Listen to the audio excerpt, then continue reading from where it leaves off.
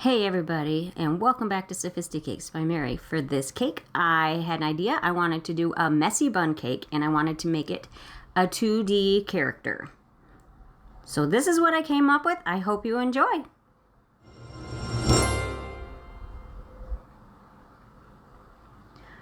To make this 2D woman face, I used just all gum paste.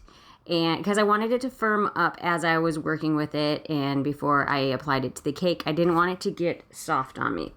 So I rolled it out fairly thin, actually let me say a little thicker than normal, because you're going to be doing some texturing techniques on it, and you need to have it thick enough so you don't scratch right through it. So I found a template online, and I modified it a little bit to make it my own.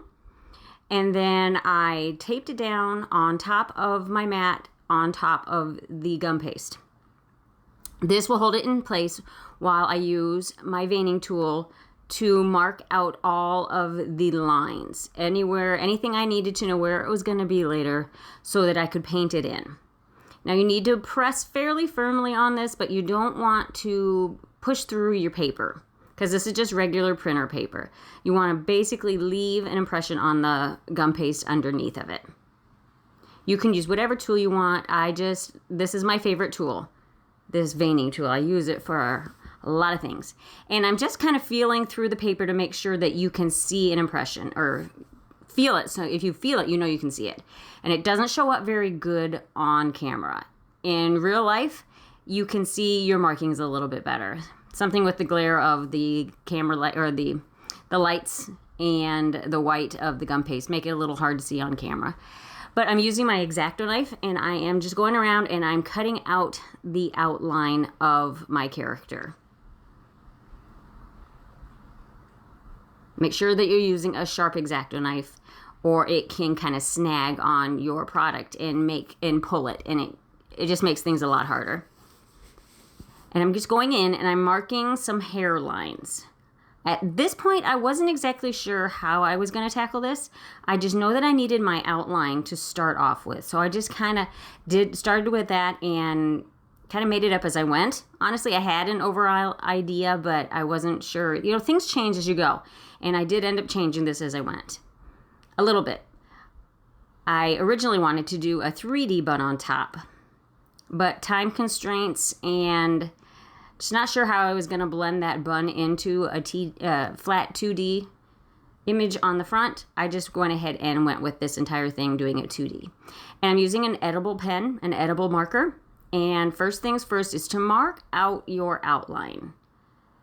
Mark out with this edible pen anything that's going to be black, or anything that you just need to have an outline for. This is a fine-tipped edible pen. You can get thicker tipped ones, but I like the fines because that way I can work with it and I can add color where I need to. But I know I wanted to have the sunglasses have a black frame. So I just went ahead and used the pen and did the whole thing that way. You could go in with edible paint if you prefer. And I started with the red edible marker, but it already had dried out. That's one of the things that is unfortunate with those, is sometimes you get them and they're already dry. So I used some edible paint. I will attach a link down below for where the exact paints that I used and the pens. And I went ahead and I did the lips and I did the headband with the marker. But you'll see, I'm using the term marker and pen interchangeably. I mean the same thing, but I did go back in and made the headband more 2D. That's what I mean by I wasn't sure how I was going to attack this. Whether I was just going to paint it all or just do some painting and some fondant work. And I decided I wanted to work with the two. Because this bun, I originally wanted it to be 3D. I wanted it to stand out a little bit. And if I had just painted it, it would be very flat. And I wanted it to be more realistic. So I used some medium brown pre-colored fondant and wet down the surface before I stuck the fondant down. And I'm working a lot with the fondant as it's already attached to the background. A lot of times we make the mistake, or not the mistake, but for me it works a little better to do this, but I used to always kind of try to make things ahead of time and then attach them. But sometimes if you just kind of get the basic shape that you're attaching onto the background, you can mold it and shape it on the surface. And I find that a little easier. And I did go ahead and use some brown, I'm not sure if I did that yet or not, but some brown edible dust to add some depth to the hair. And this is where I went ahead and just rolled out a log of red fondant. This is pre-colored fondant again. And just kind of manipulated it into place. When I rolled it out, I tapered the ends a little bit, a little thicker in the middle, and wanted to have some little pleat marks. So I used my veining tool again to do that. Oops, slippery hands. I do have a finger, my index finger on my right hand. I cut a nerve with an X-Acto knife. Don't do that. And sometimes I think I'm holding something and I'm not. It's really inconvenient. But here again, you can see how I'm just molding out the basic shape that I want and then using that veining tool to add details. I wanted it to have some movement. And I cut out that extra piece on the headband just so that the bow would not stick out so far. I didn't want it to be too bulky, and I knew this was going to be on the top of the cake, and I didn't want it to pull away from the cake, so I wanted it to be more pushed into the cake instead of kind of sticking out. I don't know if that's making sense, but I didn't want the weight pulling it forward off of the cake, so I wanted everything more confined to the surface. I don't know if that makes sense. I went ahead and I rolled out some white fondant, and I just cut them out in circles with the end of a piping tip. You can use those to cut out circles if you don't have plunger cutters or circle cutters that are the right size. And once I put them on, I went ahead and where there was a crease underneath of the dot, I went ahead and put the crease on the dot itself too, so that it looked more realistic. And I did go back, I just kind of painted the hair in the back there to begin with, and thought once I got to this point that no, I wanted it to all be the same. So I went ahead and went back in and added some more pieces of hair. And I did add some pink to her face. Somehow I lost that footage, sorry, but I added some pink to her face to add a little bit of coloring to her and a little bit of brown underneath her chin to add some depth there. Now I'm preparing my actual cakes. I used 4 layers of 6-inch rounds, and this is a chai latte flavor. And I'm putting some simple syrup on them. Simple syrup is just 1 part water, 1 part sugar, and you boil it and let it cool. Adds a little moisture to the cake, and I did both sides because this recipe is actually a little on the drier side, and I didn't want it to be dry. And, you know, when my customer, actually my friend, I gave it to her for her birthday, her 50th birthday. I didn't want her to have a dry cake. And then I filled it with a caramel filling inside of my thickened dam. And my friend likes chai latte, as do I. So that's why I went with that flavor. And there you could see that I held my template up to the cake to make sure that it was going to be tall enough.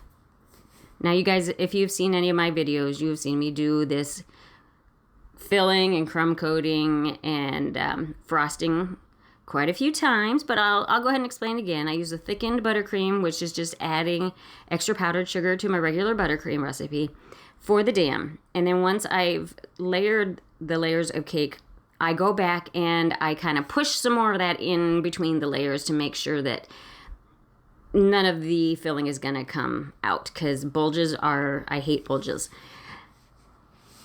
And this is my final coat of buttercream. After I did the crumb coat, I went ahead and put it in the freezer for 20 minutes to firm up while I prepared the color. This is just a sky blue color. It's AmeriColor, either AmeriColor or the Hobby Lobby brand sky blue, just a little bit of it. And my buttercream did not get as white this time because I didn't have time to whip it like I normally do, which you could see in another video I have done on how I make my buttercream white. Ran out of time, so I couldn't let it whip long enough. So the blue has a little bit of yellow in it. So it turned out a little, not quite exactly a brighter blue, but that's okay. It still looked pretty. Now is when I'm going to, actually what I normally like to do is to cover the board. And this time I'm going to go ahead and do it. I've been using my clear ceramic or plexiglass discs for display, but I wanted to show you how I actually, if it's up to me, if it's not a work order, if it's up to me, and this is how I used to do it with my business, I would always cover the board. And I just roll out a log of fondant and I shape it in a U shape. And then I go in and thin it down, roll it out. What you're going to do is wrap this around the cake board. And you could just do a long strip of fondant and roll it out and then, straight, and then wrap it around. But sometimes I found that it likes to pleat or it's hard to shape it to the shape of the cake. So this way, you're cutting out the middle so it's a smooth or a uniform circle shape there. You can't see my hands, but I'm making the motion. And that way it wraps around your cake better. And I just added a little shortening to this board. And this is a pressed particle board. I don't use this very often. Truth be told, I ran out of what I would normally use. I don't have any cake drums at home since I don't take orders at home anymore. So I have these. And the only part of the cake that is touching the board is a little bit of the frosting. The cake itself is on a cake board. So the cake is not sitting on wood necessarily, just a little bit of the frosting. But my customer, I keep saying that, my friend doesn't care. She's fine with that. So you wrap this around your cake on top of the shortening, which makes it stick to the board, but you can still move it if it needs to be moved.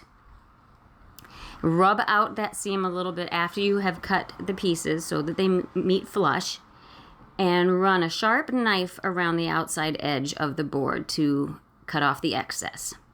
Now I use these, what are these called? These are actually sweet stamps.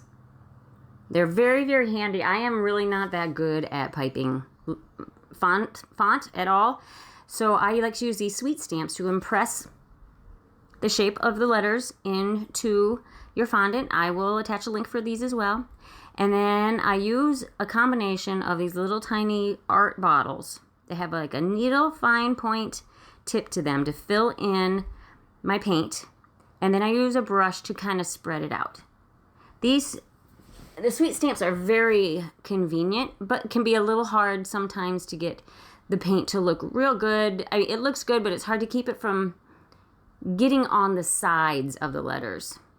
But what I have found that does help with that is if you use a Q-tip, dip it in Everclear or vodka, and use that to rub off if you get paint where you don't want it. That does work really well. And here I'm attaching the 2D image. Now she has been drying for a while, so she's gonna hold her shape really well. I would leave it, you could leave it up to overnight if you wanted to pre-make your characters, 2D characters ahead of time. As long as you don't want it to conform to the shape of the cake, you don't mind it being flat, you do it the day before, or let it sit up for a couple of hours before you attempt to move it onto your cake. I just use buttercream to attach it, and here I'm just wrapping a finishing ribbon around the bottom, around the outside of my cake board with just a little hot glue. I find that really finishes it off. I don't like to see a plain corrugated board underneath a cake, if at all possible. To me, that just looks unprofessional and unfinished, but that's just my personal opinion, and in some circumstances, you don't have a choice. Say if you work at a bakery and that's what they supply you, it's fine. It's just, this is my personal preference. And I can't remember, this is a French tip, I think, that I used to edge out the top and the bottom, just to incorporate the red and to finish it off. So there we go, guys. This is my 2D woman with a messy bun 50th birthday cake that I made. I hope you'd enjoyed this video, and if you have any questions, comments, please let me know. Like, share, subscribe, do all the things, and we'll catch you next time. Thanks, guys. Bye.